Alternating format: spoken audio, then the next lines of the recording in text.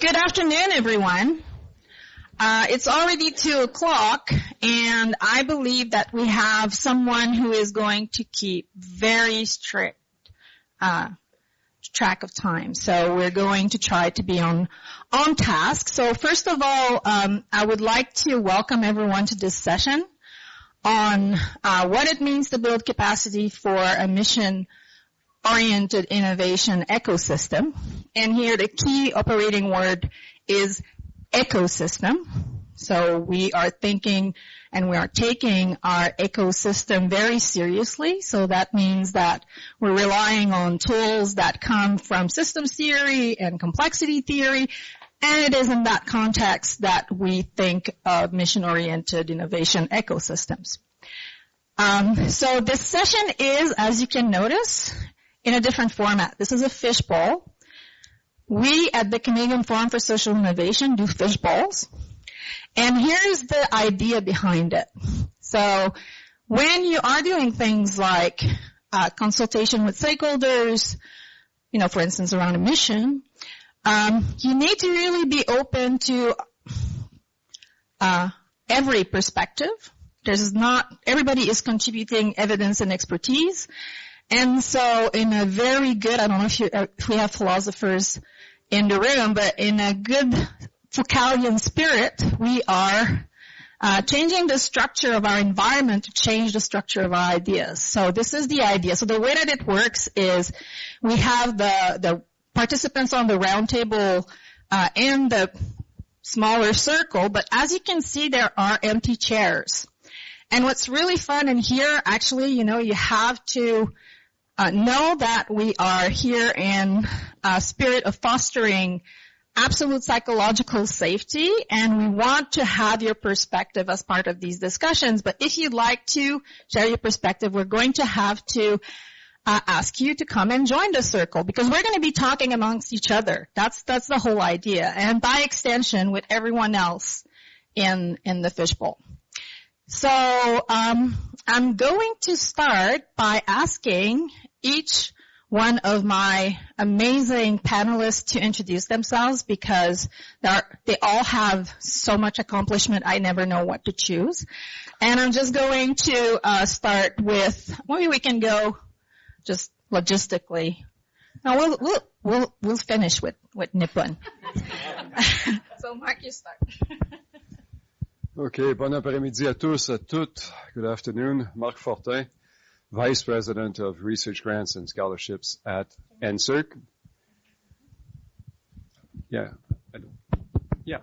Vice President of Research Grants at NSERC, formerly Assistant Deputy Minister for Research in different departments, and formerly Professor at McGill University. Merci, Marc. I'm Karine Morin, newly president of the Federation for Humanities and Social Sciences.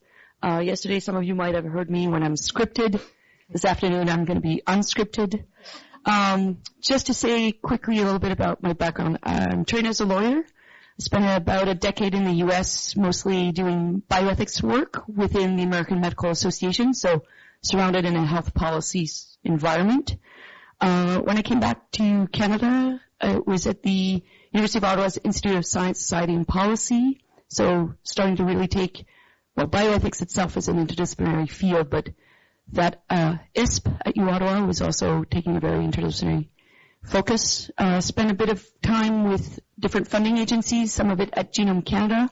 I hope there's some who are familiar with the GELS acronym. That's interdisciplinarity. I was the director of the GELS program, otherwise we talk about genomics and society, so science and society steer to my heart. And a bit of time in Alberta and at NSERC, where I was in fact in charge of leading a tri-agency action plan on equity, diversity, inclusion. And that's how you land at the Federation. Hello. Okay. I'm Tom Goldsmith. I'm the founder and principal of Orbit Policy. Sounds fancy, it's just me. I help organizations think about innovation policy, think about research, and articulate their role and their purpose in building a more inclusive innovation economy. By way of background, my background is not at all innovation or policy. It's as a historian. I did a PhD in diplomatic history, but wanted something with a bit more impact and relevance in the world. So I ended up going into policy and worked in the UK in the Royal Society, the National Academy of Sciences, worked for a trade association over there for the tech sector. I've been a director for technology and innovation policy for the Toronto Region Board of Trade, so supporting local companies. And then most recently, I was director of policy for MyTax. So excited to be with you all today. Okay, is this working? Okay.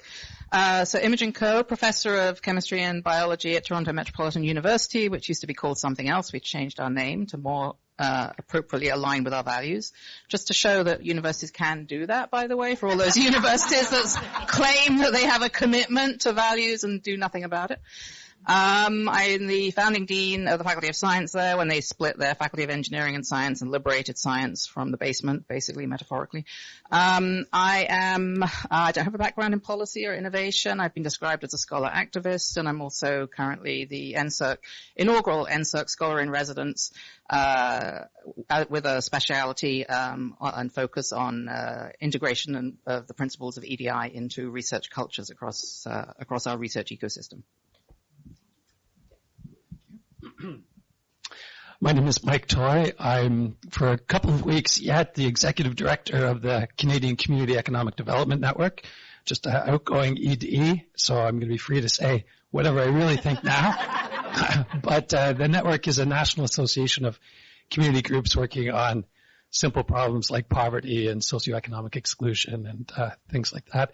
I'm also chair of the Social Innovation Advisory Council, which is a federal body created to advise the Federal Minister of Families, Children, and Social Development, genocides on the social innovation and social finance strategy.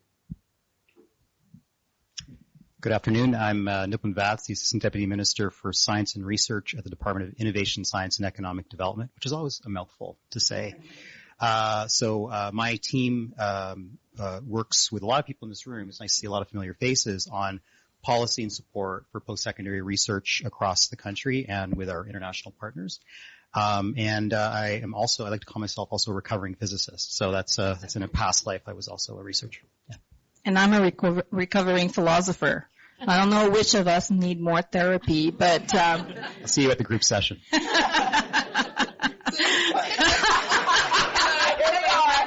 That's it. So I'm a philosopher by training. I'm a professor of philosophy at McMaster University, but over the last, now I'm going to have to start saying decade soon, I've been trying to understand things like how can social science, humanities, and arts specifically create more impact? How should we be building talent? How should we be mobilizing knowledge? And that has led us to do very many things. I mentioned the Canadian Forum for Social Innovation. The La Collaborative is also one of our initiatives, and it's an initiative through which we deploy experiential learning toolkits. So we equip institutions who want to increase their capacity to deploy experiential learning, specifically with nonprofits in the community, with what they need in order to do that. And we are also, and I'm very glad to say that many of the people who are sitting on my transition advisory board are part of this discussion today. It's just you, Nipun. Must be something there, like some reason. For the new Canadian Collaborative for Society, Innovation, and Policy. And if you're curious about it, I also am curious about it. We're just starting, but there is some information, so just contact me. All right, so before I came to this session, I ran into Ted Hewitt, and I was telling him, hey, you should come to our session. We're going to talk about mission-oriented innovation policy and in the context, the current context where we're thinking about restructuring the Granting Council to create a new capstone agency that is going to focus on mission-driven science, like that makes a lot of things. And we started to talk about missions, and he said, okay, Sandra, I really like what you're saying. You need to say it to everyone. So I'm gonna summarize in 3 points. The most important things about missions, according to me, and I think Ted agrees, but he's not there, so maybe Valérie can tell us. All right, so the first thing you need to know, so mission-oriented innovation policy is an approach that's growing, has increasing visibility, especially since June, when the UK government decided that they were going to have a mission-driven governance and mission-driven government.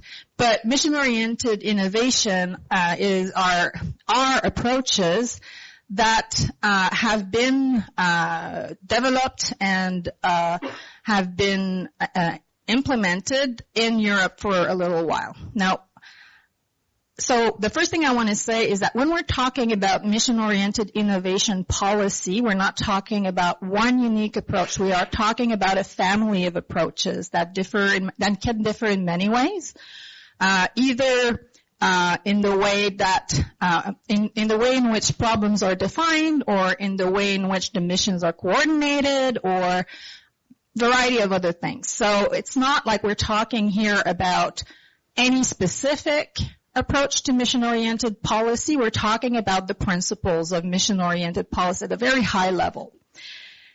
The second thing I want to say about mission-oriented innovation policy, and I think it's important to know, it's something that comes out of the literature too, and I'm maybe simplifying, but I'm going to say something like,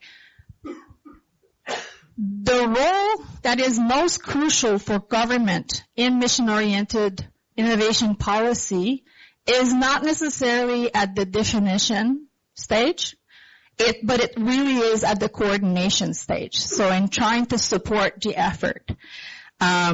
So some approach to mission-oriented innovation policy rely on vast efforts to establish consensus, the consensus of expert or participatory approaches that engage community at large and that are really thought in the spirit of collective action.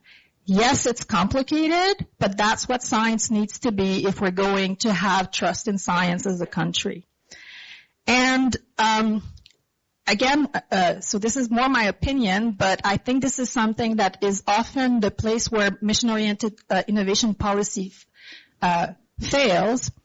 I think the most important part of mission-oriented innovation policy is the part of implementation. So you could think, oh my God, we have to choose exactly the right mission, or we have to find exactly the right coordination structure. But actually, when you talk to people who work in organizations and agencies that have tried to deploy missions, they all tell you the problem is at the implementation stage. And the reason for that is that the levels of connectivity and intelligence that are required across portfolios of projects for a mission are very, very high. And connectivity for someone like me who works in a university, that means having meaningful partnerships with industry, with community. It means building the capacity that my community, and here I'm thinking like private, public, government, needs in order to be able to keep track of how the missions are evolving, because missions evolve in complexity. That's sort of like, that's what happens when you live in an ecosystem. The dynamics of systems is subject to the laws of complexity, and you have to make sure that you're ready for emergence and you're ready to pivot, and you can't do that if your system's not intelligent. So, Nippon, I said what I wanted to say. And now, our panel here, or our fishbowl, our participants at this roundtable, are going to bring different perspectives on what mission-oriented innovation policy means and how to build capacity for it. And the way it's going to work, so we're going to have two speakers speak, and then the roundtable is going to sort of think together about this, because this is an opportunity for all of us to learn, and we don't get the chance to sit down and think together very often. And we're going, and at some point we're going to ask you to jump in, as I said. But so 2 speakers, a little bit of talking, 2 speakers, little bit of talking, 2 speakers, and then we're going to open up the discussion, and we'll be interested to what happened. And so at this point, I'm just going to jump in when it's time to make sure that not everyone is talking at the same time. And Tom, you're going to start the ball. Sure thing. So yeah, want to start this off really at a very high level of why are we even talking about missions, and really kind of ground that into 2 key pieces. One, a bit more specific to the Canadian science technology ecosystem, and one of a bit more of a general kind of systemic kind of look.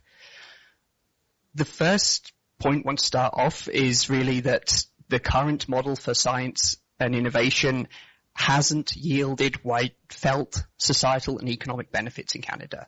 And there is lots of research and other work from CCA and others that kind of back this up in various different ways. The actual kind of outcomes and outputs of the research ecosystem haven't filtered down sufficiently to economic and societal benefits.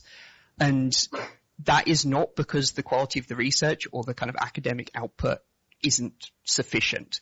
Canada does so well in terms of the actual research that is going on. The higher education spending on R&D is basically leading the G7 at 0.64% of GDP. More money is being spent on research in Canadian institutions than many of our peer jurisdictions. And we do punch above our weight in research. In Nature's 2023 Research Leaders Index, Canada is 7th.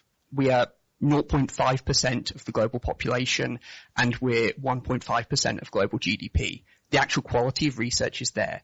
So there's issues of how that research is then filtering out into economic gains, into societal gains. And there are many, many systemic barriers to this in Canada. These include things at institutional levels, such as IP policies and their relationship with how research is then taken out of academia.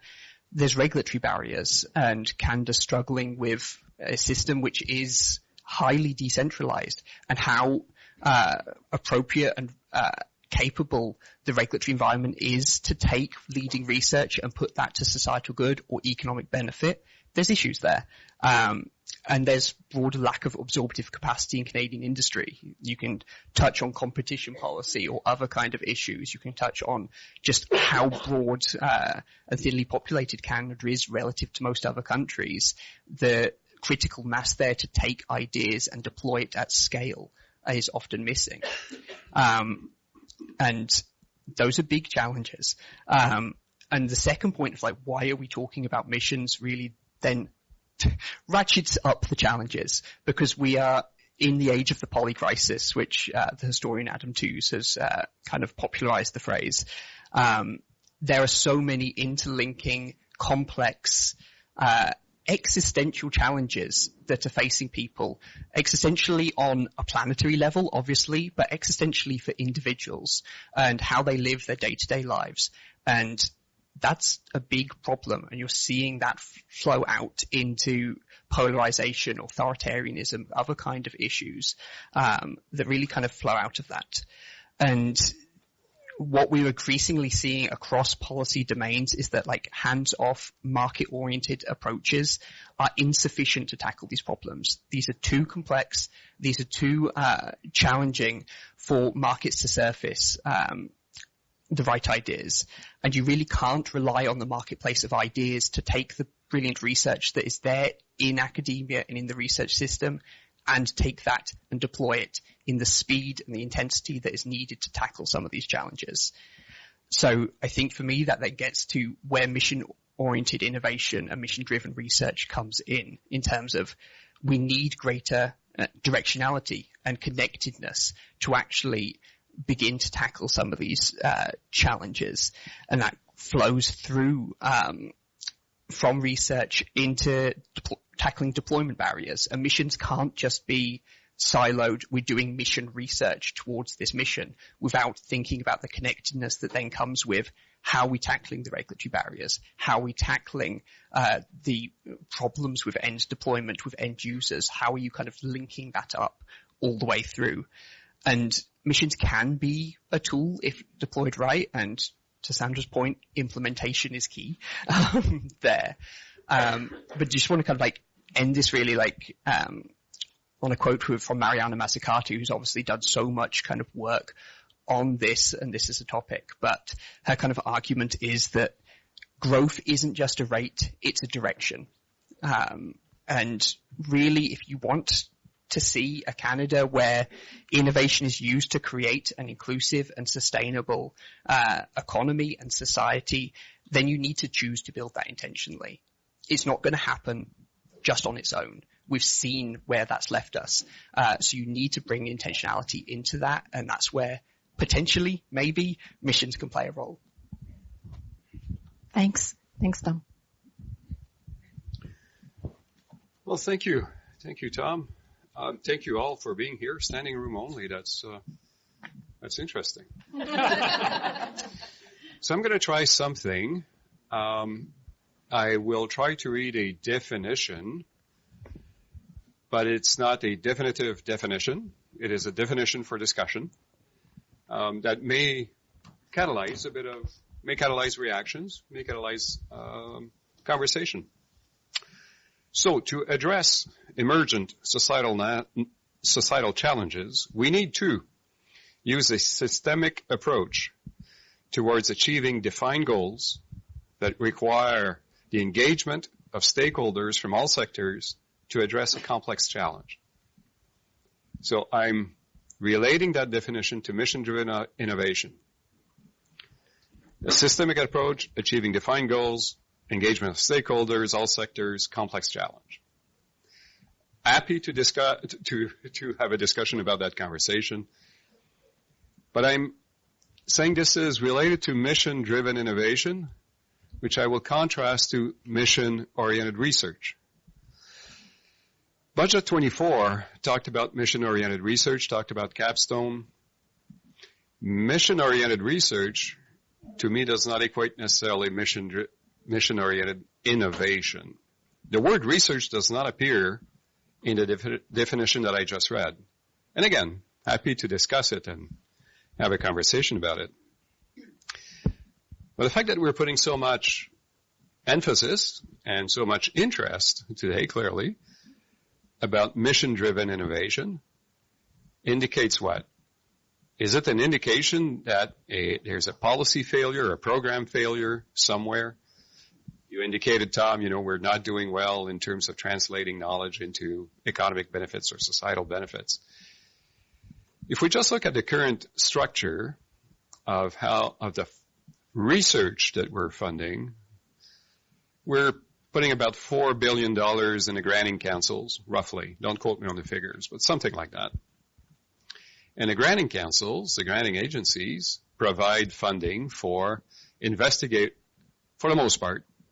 There's a couple of more specific programs, but for the most part, it's investigator-led projects. There's also approximately $4 billion that is spent internal to government in various departments in research and research-related activities. That's pretty much also investigator-led projects. And pretty much all of that uses a more, I would say, reductionist approach in terms of investigation, in terms of doing research. You take a problem and you dissect it, so to speak. Mission-driven innovation would require a significant change in behaviors from what we currently fund. The $8 billion or so that we pump into the system is where a PI, a principal investigator, applies for a grant, his or her name is on the grant, and, the university reward system is geared towards rewarding that behavior. That is, you're the chief investigator, you lead, you bring in money, bring in students, and all is good. And our reward system in universities is pretty much geared to that. By contrast, and that's what you were saying, and in the opening words that you spoke a few minutes earlier, we're talking about engagement with stakeholders from all sectors. We're no longer talking just about a network, a research network. We used to have NCEs and various other types of teams or projects. This is engaging with all stakeholders from all sectors to address a complex challenge. And that may mean that the university professor doesn't have his or her name as, the applicant on the grant proposal or on whatever proposal goes forward. So it's a change in behaviors, but to change behaviors, we typically have to change the reward and reward systems. That means changing the reward systems in universities and granting councils or what government fund, which is not trivial. It's a change in culture. That's going to be a challenge in itself. We're going to need innovation there to begin with. It's also changing the mindsets of, it's not just letters of support. We apply for team grants and we get letters of support. That's not co-creation or co-development. It's a very different approach. So we have a bit of a challenge ahead of us in terms of evolving our cultures, evolving our ways of working. And I'm not suggesting that we should do that at the expense of what we're currently doing in terms of research. Of course, in the current and future fiscal context, it's going to be difficult or very challenging to say, well, we need more money to do something that we should have done to begin with, and we never did, which is the more impactful or problem-driven kind of innovation. So several challenges, cultural, financial, our systems. That is not to say we shouldn't do it, but it's going to be interesting. So in the fishbowl, maybe we'll be able to hear solutions or approaches as to how we're going to do that. Our aim is to solve all the problems today. I like the word engagement. And so we think engagement, stakeholder engagement, is something that's vague and there's not really, what does it mean? There are actually really good methods to engage people that revolve around co-design, the whole process of co-creation, equity-based co-design. So, and you probably have a specialist at your university who does that. But it takes time, of course. So I don't know if the panel would like to say something. I mean, we've been hearing some very provocative ideas here. Yeah, not provocative enough, I think. But maybe that's why I'm here. You're not allowed to say your talk yet. To do your No, respond. I have been thinking a lot about things like co-creation as a model for how we want to think about research. And so, bringing that up. And I think building on what Mark said about culture, I think we have considerably underestimated the influence and the role of culture, and I think we're very avoidant in terms of talking about it. And I've said this before, that the universities we have in this country are modeled on a medieval Eurocentric approach, which has exclusion built in by design. They were built for old, rich white men, for young, rich white men. That is the structure and the design, and the disciplinary model is medieval. We could almost go back to the guilds in some ways. And so we need to be really clear that I feel like sometimes we're tinkering around the edges when we're talking about innovation, or we're talking about, how can we structure things a little bit differently. We've got some good words there. We've got co-creation. We've got mission-driven innovation or mission-driven research. But fundamentally, we're trying to do this all within a structure that is designed not to do those things. And it's working very well. It's getting in the way, and it's maintaining a status quo, and it's continuing to do things that are not helpful. So I think we have to be really bold and say, maybe there's another model. Maybe we don't necessarily, we can't throw out something that's been around for a couple of thousand years, which is what the universities have.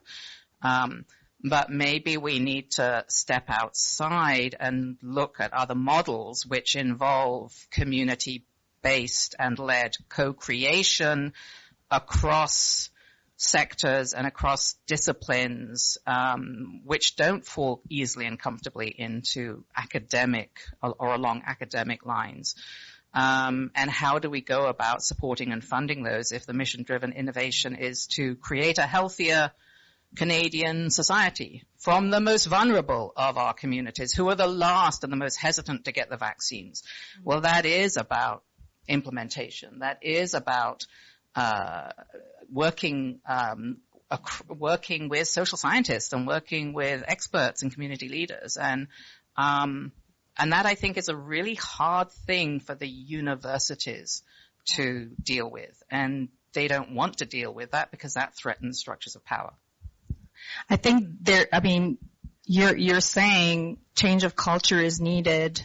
Mark is also emphasizing like the extent to which it's going to transform the behaviors of, we need to have like some really good incentives and reason. And I mean, we know we together in the Canadian Collaborative for Society Innovation Policy has been working on an impact charter. We're hoping it's going to be implemented by someone at some point, and I'd like Karine to say a little bit about the kind, because we're talking about like that in itself, the implementation of an impact charter across higher education that would change these structures of rewards, these incentives. That is all by itself a mission. And what I find really interesting is that there was a similar exercise, and Karine actually led it a few years back around transforming our academic institutions around EDI that involved high levels of co-design and co-creation and was all about engaging, and that was also, I think, tremendously successful. So we know how to do it. Do you want to say something about this, Karine? Why don't I try to say something about this? The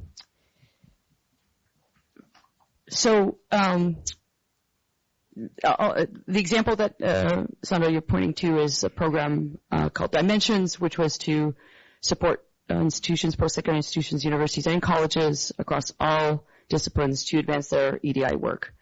And to some extent, and without going into all of the truth of it, there came a point where we felt that the model that existed in the UK, which had been the Athena Swan program, very focused on, or initiated as a Women in STEM program, was really insufficient because the 2018 federal budget had tasked us to be much more intersectional and to look across many different equity-deserving groups. And so the expertise that we thought we would be relying on was going to be insufficient. And the other sort of starting point, after there had been some first round of consultations, a fairly traditional consultations, 5 cities, large universities to start talking about the Dimensions program, a sense that there was a real desire for it to be Made in Canada program. So we were there calling it the Made in Canada Athena Swan program. It got rebranded, it became Dimensions. But there was still a sort of, these are the early days, and EDI work within the agencies wasn't all that advanced. And frankly, I had suspicions that there was some work that had been much more advanced within the universities, colleges to potential extent. And this idea of, why don't we co-design the program, because we only know so much about institutions. We certainly know a lot about the scientists, the researchers, the applicants. That group of folks, agencies have a good understanding, good channels of communication with, et cetera, et cetera. But in terms of the rest of, and even potentially beyond a VPR office, although as a federal program, it stayed focused on the research investment. That's the sort of entry point into what is going on within these post-secondary institutions, but a sort of recognition. So it was a little bit of a agencies being humble to say, we don't know all of your business that well, so why don't we co-design the program? So that was indeed the approach that we took.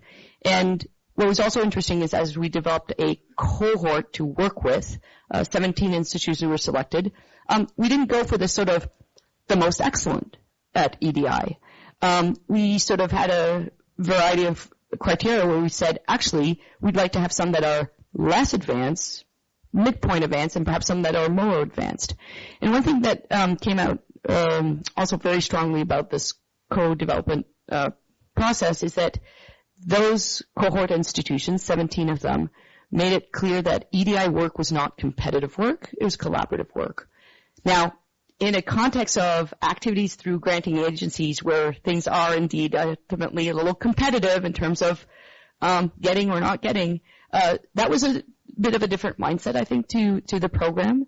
And not being resource constrained as such, there would be no financial rewards for the work done. Coming from funding agencies, no financial rewards. There was going to be public recognition for this work. So this was really intended to demonstrate the willingness to engage, do the work, and just get that recognition. So there were a lot of elements to the Dimensions program that I thought were sort of differentiating it from how we otherwise have been engaging with the science community or the academic science community. So hope that gives you the answer you were hoping for. Yeah, I like this example because it does show how we can do science differently and how we can fund science and change differently. I think at this point I'm going to ask Imogen to step back in and tell us a little bit about what she wanted to share about our whole theme here. Oh, it's very dangerous to give me a microphone. So what was I going to...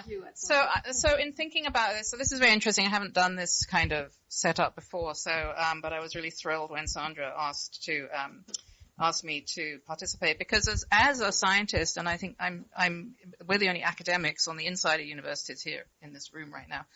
As an academic scientist and a former academic leader, I have long held, I've long been of the opinion that you can't have the sciences without putting them in context. So when I took over as the founding dean, or I came in as the founding dean, I set up some principles for the new faculty, and one of them was humanity in science, and that was meant to mean that science needs to be a humane place to actually go and do your work and achieve your potential and make your contributions, but also we need the humanities in science to make sense of what we're doing and to make sure that we put it in context and that it can go out there and have impact however that's defined. So I've long been of the opinion that all scientists should have an awareness of the nature and the potential and the impact of their science and their engineering and how it fits with and is complementary to and depends on and is reciprocal to the other disciplines, the social sciences and humanities, obviously being the sort of, our closest cousins. And yet the challenge as an academic scientist or an academic leader or as a grant applicant or as a reviewer is the almost complete absence of any training, any structure, any incentivization, any requirement, any capacity for that level of understanding to actually happen. So I was thrilled when we finally made a connection and I said, this is what we need, this is what we're looking for. And that feeling feeds very much into my long-standing interest in and passion around social justice because I could see the impacts and the outcomes of so much of what we do in academia and academic sciences as being inequitable. We can look at all the metrics that we want to look at, and we do, and we use metrics, excessively.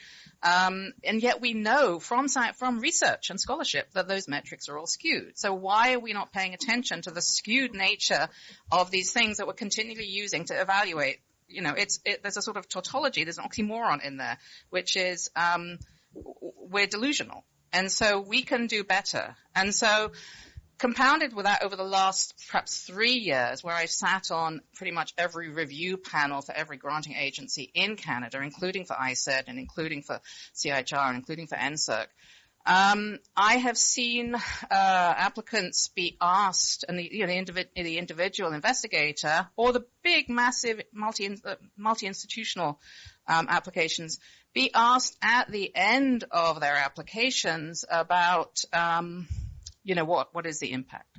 Or a CFI, which will be, is this good for all Canadians? There's a check box for the reviewers, and I would continually say on these panels, well, this looks like it might be good for some Canadians, but they haven't used diverse databases. They haven't paid attention to the nature of the research they're doing. Even the question maybe is a little bit a little bit lacking in inclusive experimental design. And so all of these issues add up to a failure to actually achieve the goals or the mission or the innovation that we're seeking and that maybe we're putting huge amounts of money into, because we're actually not building those teams and building those networks in ways that is truly inclusive by design, by intent, by structure, by motivation, by regulation, by legislation, however you want to actually do it. And if we're not doing that, then we're missing out on the potential of the work that we're doing. We're missing out on the impact. We're missing out on the economic development. We're missing out on the opportunity to create a healthier, stronger country where we're losing we're losing ground economically.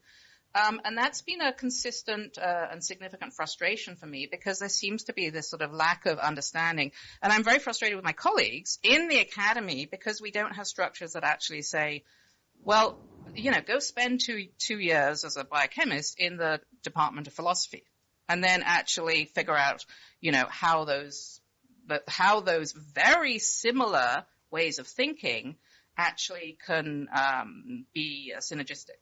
We have no structures, no mechanisms, no ways to do that. And as an academic leader who's tried to help develop programming and, get programming across sort of disciplines and that kind of thing, it's almost impossible to do that. So unless we really, we have to be bold. There has to be maybe there have to be pilot projects or something that are high risk, but potentially big payout. And they do have some of these kinds of models that are funded through NSF in the US. Unless we're willing to do some of those things, I think we're going to continue having these sort of discussions that are around the edges. And it does come back to, we want to be dealing with those big wicked problems, such as homelessness, such as the opioid epidemic, such as clean water. These are technology, but they're governance, they're history, they're political, they're behavioral. We need implementation scientists. We need the public health. So we're not going to do this unless we actually have all of those things in a balanced kind of matrix working together, instead of this continual obsession and domination of the STEM fields as if that's going to be the answer. It's not going to be the answer. It's part of the answer. And we have to build structures that actually facilitate and make that happen. And we're not sort of being bold enough and saying we're going to go there and we're going to do it. And it's going to upset a lot of people and people are going to get unhappy. Universities are not helpful. Universities are obsessed with rankings. Obsessed with rankings. I heard at lunchtime somebody say, well, they've got the Russell Group or they've got the Ivy League, but we don't have that in Canada. And they had the president of, where is he? President of the U15. The U15 is elitist by design. That's the point of it. Let's not pretend. Okay, if that's what you want, that's fine. But if that's what you want, you're not going to get this other thing. And if you want this other thing, then you're going to maybe have to address this thing that you have that you're kind of hanging on to. So, I'll stop. I am resisting the temptation to jump right back, but because I know, Karine, it's your turn, and I'm sure you want to jump right back and amplify the message as well. Well, I do think that we're definitely moving in the same direction. I was starting pretty much from the starting point, Tom, that you put forward. So if our science innovation policies to date have not quite brought about the sort of economic and social benefits that we expect, we're going to keep experimenting to find a different policy that works better. Fair point, right? But I think some of the shortcomings of how we are at this point going about with perhaps mission-driven research or mission-driven innovation is that I think it is still easiest to start with certain groups of people who've been at the table before, and this is not an EDI message, but it is the same message as an EDI message, the same people at the table who are familiar with a set of indicators, metrics, etc., which are always predominantly economic. And that is where, there are missions that get accomplished, no question about it. We could also be talking about the moonshot. They got to the moon. That's been done, right? That, therefore, was kind of easy. That was done how many decades ago? How long did that take? I don't know. Historians of space, etc., can tell us more, but done.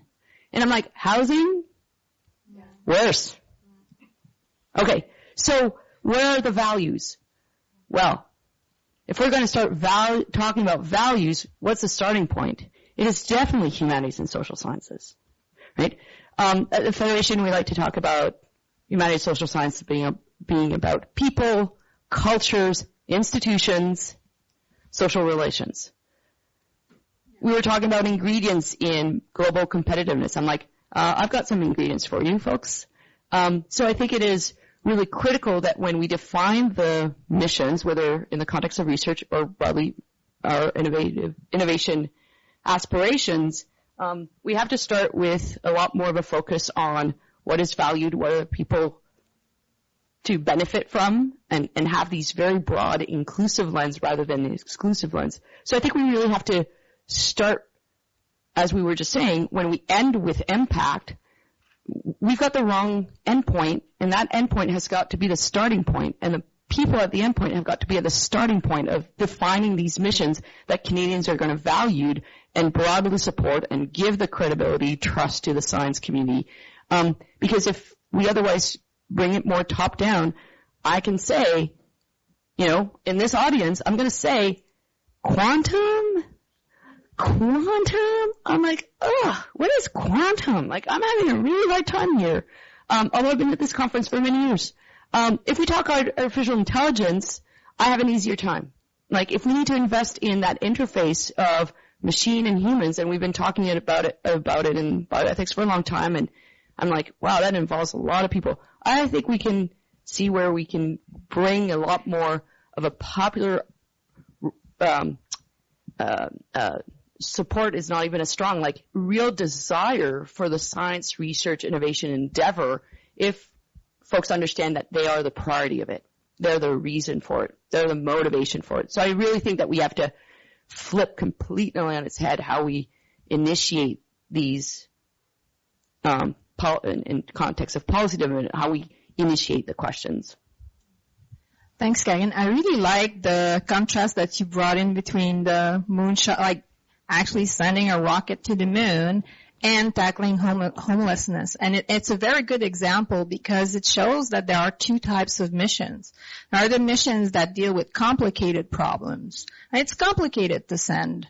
It takes a lot of people, but, if you figure it all out, you can be pretty sure the rocket's gonna fly. I mean, sometimes they explode, but usually they fly. There is no surprise. There's no uncertainty. You're relying on frameworks that are stable.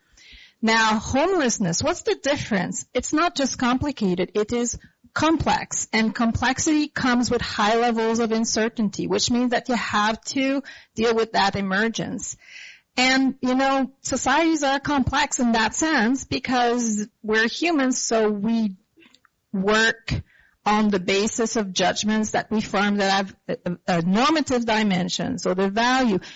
There's no clean way to deal with that. We have to actually look. So the obsession with the quantitative in that context, of course, is going to result in people saying, well, I'm not interested because there is no way to quantify. Well, what are we going to do? Well, social science and humanities have been around for thousands of years. Philosophy has been around for thousands of years. The other social science and humanities is the end of the 19th century, but still. History. But still, so there is, it's not just it's not just complicated. It's complex, but we have to get used to it, right? So I would like to see, I just jumped in. Tom, would you like to say something? Yeah, just following up on some of this and actually putting the historian hat on, just going back to both the moonshot example, but also then universities as a 1,000-year-old institution that were built for old white men to serve young white men, rich white men, yes. States and the state system and governments were hundreds of years, if not 1,000 years old, built by old rich white men to fight other old rich white men. And the moonshot example is a great point of that. That is entirely rooted in US USSR competition and military competition, and the types of research that was prioritized is around military industrial complex, and very good at deploying that, very good at building the absorptive capacity to take that into industry, to commercialize it. This is the DARPA model of why it's successful, because you have the US military with $1 trillion budget who will buy the good stuff that comes out of it. So much of, going back to Mark's point of like mission-driven innovation versus research, the innovation is where the research hits the road, hits reality, and is actually used and adopted. And it's not solely up to the researchers. Like, researchers can and need to be doing more in terms of how they're approaching it, but so much then comes on what are the institutions you're relying on to take that and run with it. And you're looking at governments that are siloed and remain built on constitutional divisions of responsibility that are desperately out of date compared to the needs and challenges of today. So that is important context for then how you begin to unpick that. You should jump in. These two haven't done the... Oh, but you don't want to comment on this. I wanted to comment actually on this discussion. Then go ahead. So I do want to be a little careful about sort of segmenting research disciplines in the way that we talk about mission-oriented research or mission-oriented innovation, because I think we're, even when it comes to sort of things that seem more simple technological advancements, which are not so simple, there are, dimensions of that and its implications for society that we're often playing catch up on because we haven't actually built that kind of system way of thinking about how these technologies emerge and evolve earlier on in the process. So I think, AI is a good example of that, right? But I think, there are a set of problems, complex problems that are that have direct impacts on people that, or the planet, depending on how you look at it, and that are a little bit easier to sort of see those links from the outset. But I think, this interdisciplinarity is something that we should be applying across a whole range of problems that we should be thinking about. And I've heard occasionally that there's some concern about the social science and humanities in a sort of more mission-oriented context being sort of marginalized. But I would argue it's actually the opposite. Like, you actually, if you want to actually think about how these things impact society, and understand what directions you should be pursuing, it should be much more integrated. And so, I don't think people should be fearing for that. Like, it actually should be a more integral part of how you think about research, if that's the case. Yeah. Can I just make a comment? I'm going to get Mark to say something, but I completely agree. I love what you said. And I do think that social science and humanities should be in the lead of big societal projects that are designed to tackle social and human crisis, but we have to have first the capacity to do that. That means as academics in the social science and humanities, we need to have the skills to be able to do this and figure out, like, work with others in collaborative settings. And it's easy to say the social science should be in the lead of these programs, but we have to be very proactive about the way in which we are structuring our funding for the science in doing that. Because, look at what's in the U.S. Like, the NEH doesn't fund a lot of research, right? And the humanities, they do what they do thanks to good philanthropy, mostly. So we have to be very careful and intentional. I mean, the word is intentionality. And the other thing that I want to say is, like, so we have a circle here, and when we have someone from government sitting in one of those tables, we usually think, there's sort of a dynamics where we're actually talking to the government or talking at the government. But the whole idea of having this session is actually to create a space where we can have a conversation as equal stakeholders in the issue. So I just wanted to mention that because we're criticizing the government, but it's not an attack.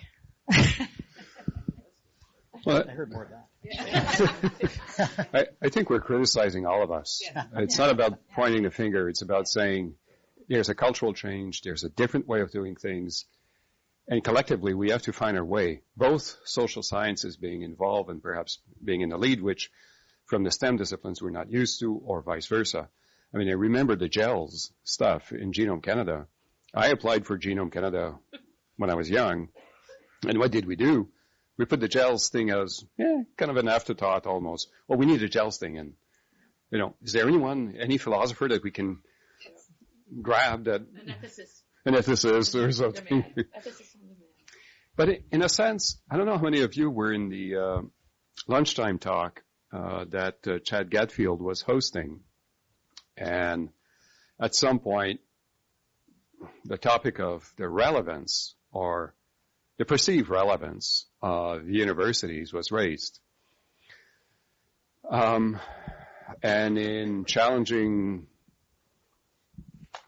financial, fiscal, ideological, whatever context, we're going to see questions being raised as to why we're spending $4 billion on research grants or X numbers of dollars on whatever, on research, which seems so arcane and so disconnected from what we see in the newspaper every day. Housing, opioid, energy transition, climate change, and all those things.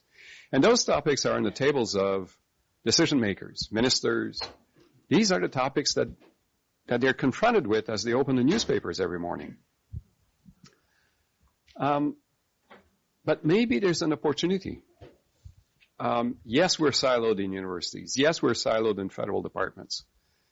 But is there an opportunity for us collectively, whatever sector we're from, university, government, NGOs, private sector, to actually get together on a couple of challenges and just cut our teeth at doing this and see how and we'll make mistakes and we'll fail, all good. Well, at least we're going to be trying to do something that will show the relevance of the intellectual capital that we have in this country. Thanks, Mark. We're going to go back to Nippon. It's your turn. So tell us all about the new capstone. I thought we were talking about mission-oriented innovation, and I'll stick to that. So interestingly, what I've heard in the discussion so far does kind of point to maybe why we need to think differently on the government side as well, right? So we talked about interdisciplinarity. We talked about the need to connect that research effort to a range of stakeholders and government departments, as a more integrated whole to address these complex challenges, right? And the other thing I'll say about maybe capstone in this sense is that the structures and the accountabilities that we have today are really meant to reinforce excellent science as it's defined today, right? And they don't necessarily create a natural way to actually have those kinds of discussions, have those kinds of problem sets and solution, space for these issues. They also don't naturally connect to they don't naturally connect the outside world at some level, right? There's not a strong connectivity to government. There's not a strong connectivity to industry and civil society. In some disciplines there really is, in others there really isn't. And so if it's done well, it should actually provide the space, and in time the resources to be able to do those kinds of things. So I think it does, in a funny way, the discussion today kind of helps, in my mind, to reinforce the idea that maybe there's something we should be really pursuing here. But then, we've talked a lot about the challenges with institutional incentives. I think there is also that issue in government, right? So if you kind of think about, as Mark said, like what are decision makers kind of confronted with each day, they are seeing these large problems. They are expected to be accountable for the money that they spend. They need to be able to demonstrate that they're achieving things on set timelines within budgets, and it's a very linear kind of way of thinking about solving a problem. And if you think about some of these complex problems, there are, the solutions and the issues are kind of emergent. Like it's a nonlinear kind of space you're working in. And there's a bit of a disconnect that you find between the expectations, through no fault of their own in the current structure of governments, and the way that some of these problems would actually be solved over time. And then the other one is time, right? It can take a lot of time to get at these issues. And so I think,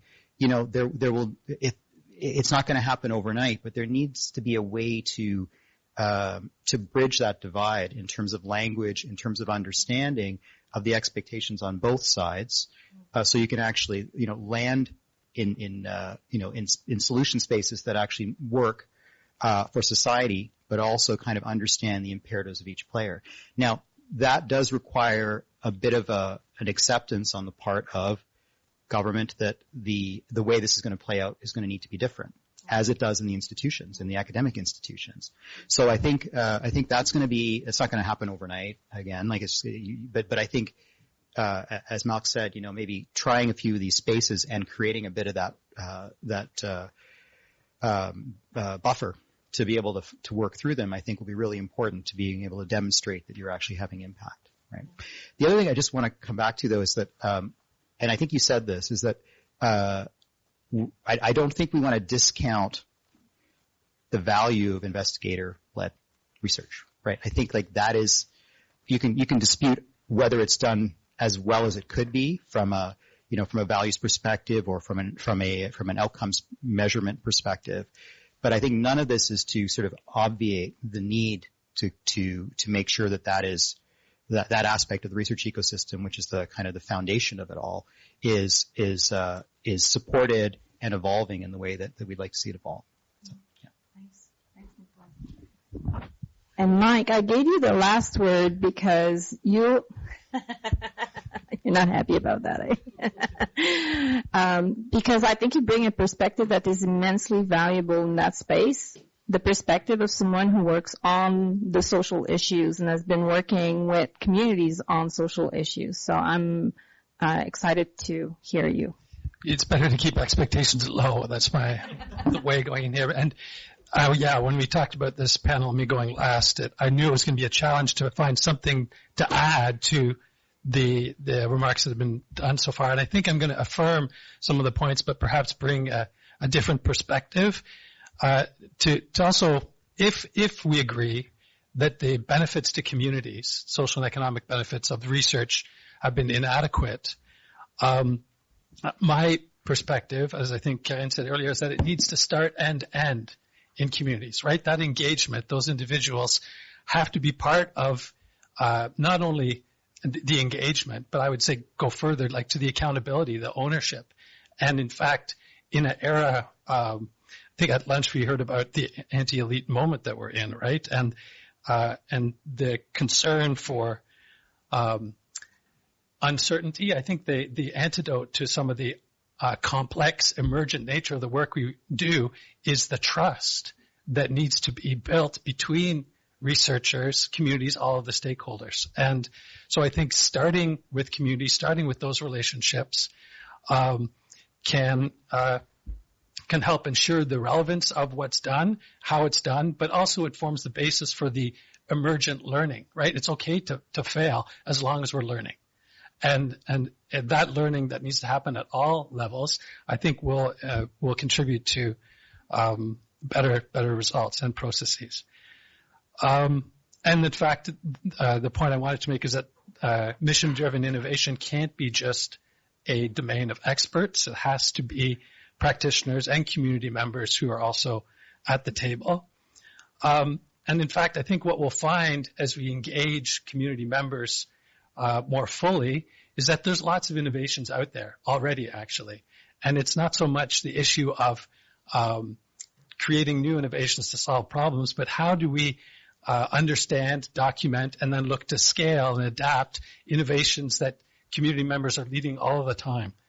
And I think the point that came up previously is that all innovations require behavioral changes, but I think that with social innovations or mission-driven innovations, perhaps I don't know if it's the cost benefit or the motivational landscape is somewhat different. And social mission-driven innovation, I think, do need a different set of architecture of ecosystems to support the scaling and the learning that happens in these fields. It's at the community level, of course, where so many of the silos that we talk about, different jurisdictions, different departments actually come together in individuals, people's lived experience. And that connecting and knowledge transfer role across jurisdictions, across domains, I think naturally has its home, in fact, its result in that experience of community members. So when it comes to, this might be a bit repetitive, implementation, right? I think the constantly evolving wicked problems that we deal with, it's not the trust that I mentioned earlier comes from the governance structures. It's right. So how do we create the mechanisms for ongoing relationships that can problem solve together?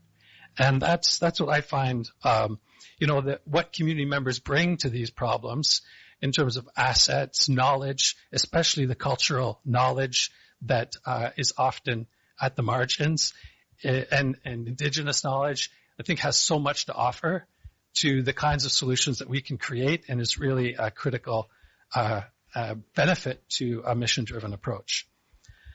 I'll stop there. I'm going to do something. I'm going to ask Mark to read again his definition of mission-oriented innovation policy, because I want to ask you a question after that. Gosh, I feel like I'm being examined. You know me. I'm just like unpredictable. So to address emergent societal challenges, we need to use a systemic approach towards achieving defined goals that require the engagement of stakeholders from all sectors to address a complex challenge. Yeah. So, Mike, I heard that definition, and I was hearing a definition of social innovation, right? And I don't know if you can tell us, because, we haven't talked about social innovation at all here. So drawing this connection explicitly is really quite interesting. So there seems to be commonality in the approaches that social innovation practitioners and specialists of social innovation are bringing forth, and the kinds of approaches that underpin mission-oriented innovation policy. So what do you think? So I'm not an expert in mission-driven innovation. My sense of the difference is that it's the scope of a mission that, in fact, we want to apply social innovation processes to. And this is where, Sandra, you're brilliant at the physical space, the design principles, the dialogue, the way that we address complex challenges by engaging multiple stakeholders, creating a safe space, overcoming some of the cultural barriers, avoidance, dealing with conflict that is hard, that we can apply and are going to be necessary, in fact, for the kind of mission-driven approach that we've been talking about.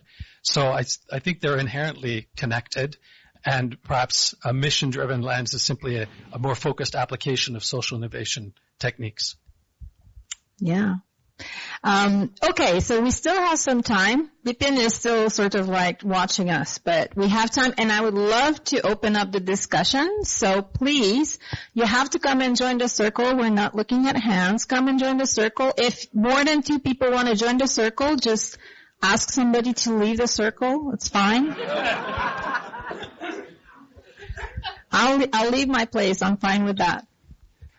Thank you for this excellent discussion. I'd like to invite the panel to broaden the discussion a little bit away just from the academy a little bit, because mission-oriented innovation policy is extremely systemic. And I'd also like to ask a little bit about why we used to do mission-oriented policy in Canada. You look at things like Can-Do Reactor, underground SAGD processes, Canada-ARM. It's like we used to pick a problem and say, we can align to this. So while I endorse the ideas of evolving the academy and systemic change, I don't think we're as bad at this as we think we might be, but we have forgotten how to do it. We used to do it. So I don't know why we stopped. So that would be my question for the panel.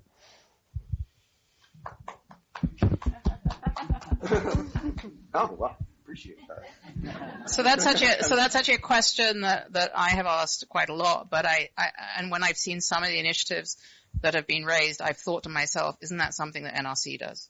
Isn't that something that the government would drive as a mission-oriented goal directive? But whether the capacity for that is there now as a consequence, compared to what it used to be, I think that's...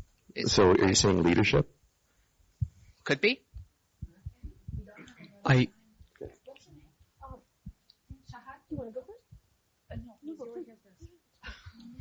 Thank you. I'm not sure if this is on. I wanted to circle back to the moonshot comparison. It happens a lot. I think Mazzucato kind of created a fad with this, but I have a hard time with that because the challenges that are found in a moonshot project are radically different than the challenges that we are seeing with something like housing. Housing, the main barriers are systemic-based barriers and require a lot more complexity and have been ingrained in us in a society, whereas the barriers to a moonshot were barriers of engineering and barriers of being able to finance it from the perspective of a government, but not much beyond that. There wasn't a system-based issue with the moonshot. And so even though it's extremely ambitious, it's very easy compared to something like housing. Housing requires you to also consider who are the different players of authority. The authority required for something like a moonshot is unilateral. You just need a president who can sell it to the public and can finance it and can get the right minds to work on it. Whereas the authority that pertains to an issue like housing is far more fragmented. You have government, but you also have the authority that lies in the developers. There's also the fact that we have different jurisdictions in our government, and on top of that, there's all of the societal-based barriers, even the cultural ones. Like, think about what we think goes into someone becoming homeless as a culture. And so all of the fact that the authority related to this issue is also fragmented makes it very hard from a mission-based perspective when compared to a moonshot. So using those two examples is something that always kind of like rubs me the wrong way when I hear them, because I think that in every single mission you need to consider the authority at play, and you need to consider if it is a system-based issue, it's going to be so much more difficult to disentangle. Wasn't a question, but a comment. Just quickly on that, because I think so much of that goes back to the kind of last question as well of why can't states do more of this? And housing is a great example of where the state was doing it. There was not a housing crisis because the state was providing social housing and building it on scale. And that switch away happened at the same time as the state lost the capacity to do these big challenges. And you're looking at market-based neoliberal approaches that diminish the role of government, that diminish states' capacity to interact and bring intentional interventions into the economy. And I think it's very much the same kind of piece of that picture. Hi, my name is Anu Shukla-Jones at BioCanRx, formerly public servant, still public servant technically.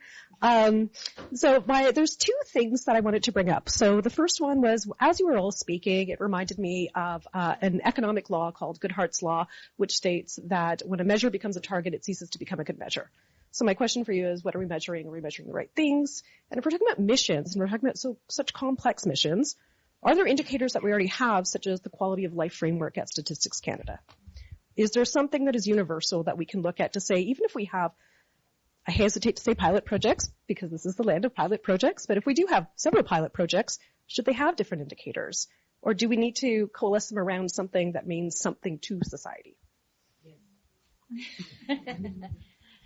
I would say one thing that we learned is that in the context of missions and complex challenges, the role of assessment is a little bit different than in other. There's a lot of the assessment that's about learning what exactly is happening right now because we're not figuring it out. So I would say yes, there are probably very multiple frameworks, but also we need to combine very many different kinds of approach to evaluation, not just the formative and summative, but, types of developmental evaluation as well. I know that Bob wants to say something, were you there first? No. Yep. Okay. 1, 2, 3. Yeah. Bob Walker here, and I'm going to just put a plug in. There's another continuation of this discussion that's going to occur tomorrow at 1 o'clock in a panel I'm chairing. It's going to build again on the concept of the global poly crisis and what on earth can we do about it. So I think it's a wonderful discussion we started here. Sandra, my compliments to you.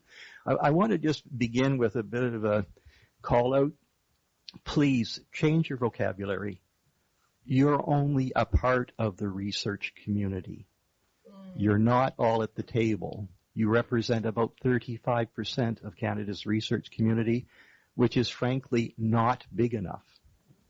So the second point I'm going to make is how many times over the years have we tried to put an adjective in front of the word innovation to try to capture something different? I'm going to do it. And it's the term citizen-centered innovation. And I think in this moment of competing crisis, coming back to the basics, which is what does it mean to our citizens? Now, citizens live in communities. What does it mean to communities? What do politicians focus on? What's their number one priority? What does it mean to their constituents? We have a common ground here. Citizen-centered innovation.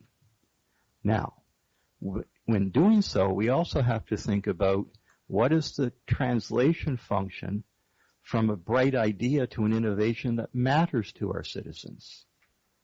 And it is more than a new product coming out of a company.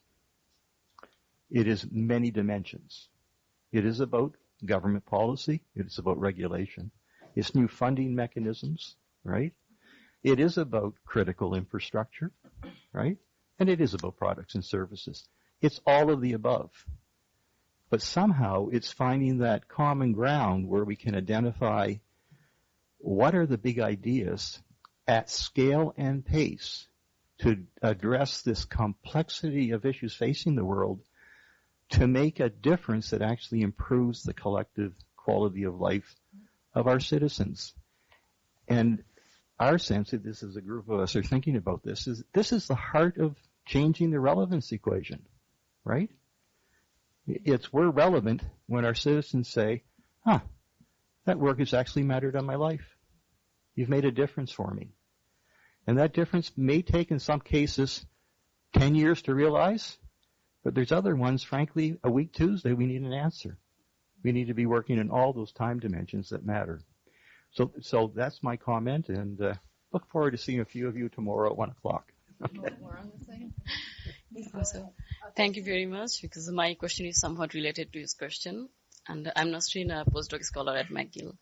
I heard a lot of familiar and favorite word here, like ecosystem collaboration. My question is, how do you define ecosystem actually? Because inclusion of the informal community separates the innovation system from innovation ecosystem. But we know that there are challenges of including different communities in the system right now. We saw the challenge, we talked about the challenges. Yeah. And also when we talk about the mission-oriented innovation, the missions, or we can say the goals of, for example, business ecosystem or innovation ecosystem will not be the same. So how do we align these? This is an excellent question, and of course it would take a long time to answer it, and I'm getting signs that we need to wrap up, but I'm going to still give Dan and what's your name? Jenny, 1 minute each to wrap up. So Dan Wayner, first, if you don't know about Bhutan's Gross Happiness Index, you should go and look that up. I think it covers all the things that we're talking about, and it does not actually have an economic measure.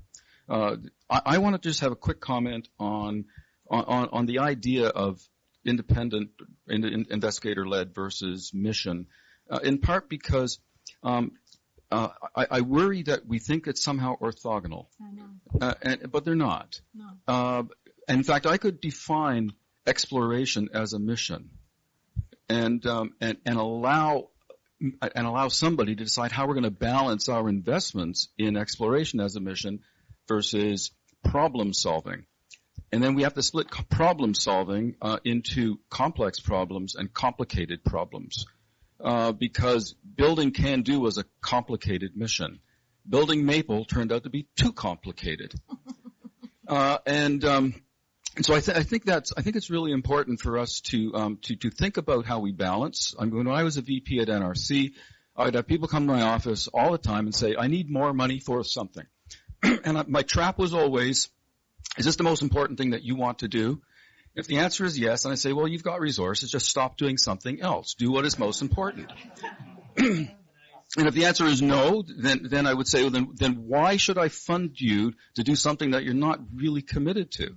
So I would say what's critical is that those who are going to be engaged in complex missions need to commit themselves completely to that. And it doesn't mean that they're not also going to be doing some curiosity or basic science in order to be able to land and solve a mission. So I just say that I think that there's a way to actually rationalize all of these things happening while at the same time driving this culture shift that I think is important. So thanks to the panel. It's rare that I come to a panel and feel that I'm just challenged to think really hard about things. So thank you for that. Thank you, Dan. And you have the last word. What's your name again? Hi, I'm Jenny Young from the Canadian Brain Research Strategy. I'm the executive director. First of all, thank you for creating this format where I felt I could actually join the circle. So thank you. My question is that I wanted to propose an idea for the moonshot, and I wanted to hear the expert opinion of what should we do next. So as I mentioned, I'm from the Canadian Brain Research Strategy, but we're not so much about our organization, so is what we're trying to build, which is a national research strategy for brain and mental health. We have carried out the consultations. We have the heads of 40 neuroscience and mental health research institutes across the country, big and small. We also carried out consultations with people with lived experience. We have patient advocacy groups and patient organizations. Indigenous perspectives and knowledges are very central to what we do because we need to take a more holistic approach to health. And we have also carried out consultations with research funders. And so we have a very large coalition who have all contributed to building this strategy. And it's not just about basic science, because again, we need to think outside of that linear way of thinking now. And it's also considering bringing that knowledge to the other stakeholders, including to influence education, innovation. So we don't need the culture chain. We have it. And we have the collaboration. We have strength specifically in open science, for example, to share data and message. So what do we do now? Nipun, that's a question for you. The answer right here. What was it? The commitment. Commit. Those researchers probably have resources. Or those institutions have resources. Gang up and apply for a grant. That's what I do. All right. So I just want to be clear. We do not want the money for ourselves. Okay. We're just the think tank. So Yeah. we're not trying to get a grant. Well, we could workshop it, But right now we have to, I'm beyond time, and Bipin's very unhappy with me, and he's been my coach for this session. So thank you everyone for attending.